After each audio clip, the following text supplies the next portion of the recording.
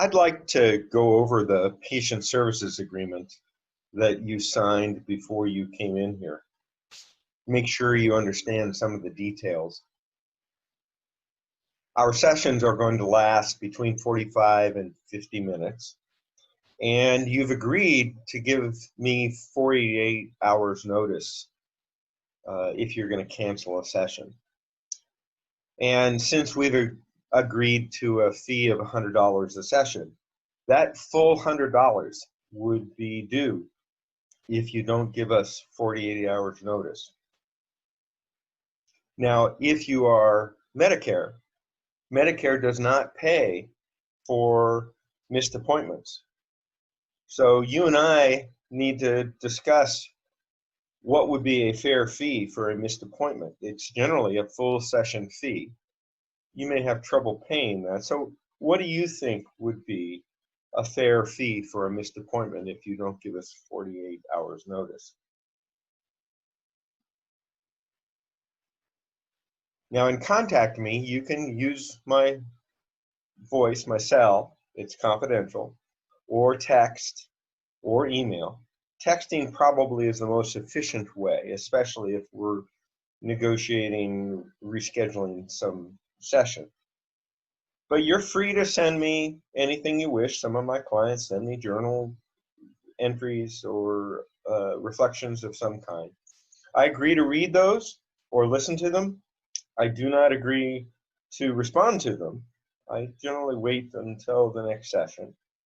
Also, be aware that both text and emails are not considered to be confidential. Those can be broken into. So I'm never going to respond to you clinically in those mediums. Now, the services agreement talked about confidentiality. In general, everything we say and do in here is confidential. This is a group practice. So every week, all the professionals here gather together and discuss our cases. It's actually beneficial to you because a lot of smart people give me great ideas on how to proceed with several of my cases. They are bound by confidentiality as well. So even though this is a group practice, you are protected. There are some limits to confidentiality that were discussed in your services agreement. They fall mainly into three bailiwicks. First of all, if I, for some reason, believe or think there's a good chance you may hurt yourself, I'm going to get you help. Now, we may make arrangements to get you to a hospital. I may have to call the police. But in doing so, I will be violating your confidentiality because I'll have to tell the authorities what's going on with you. Similarly, if for some reason I believe you're going to go out and hurt somebody, I have to call and get a hold of that somebody.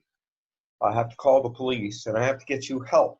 And in doing so again, I will be violating your confidentiality.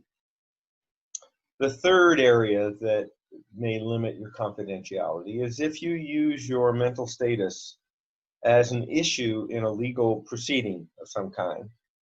Your entire health record could become publicly available and available, therefore, to the opposing counsel.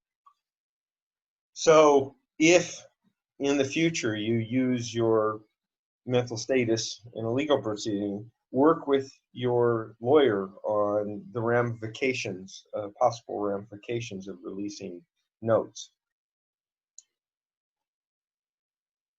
In dealing with courts, I do respond to subpoenas. That does not mean I release records. If I get a subpoena regarding releasing your records, I will contact you first to discuss who it's from and whether you want records released.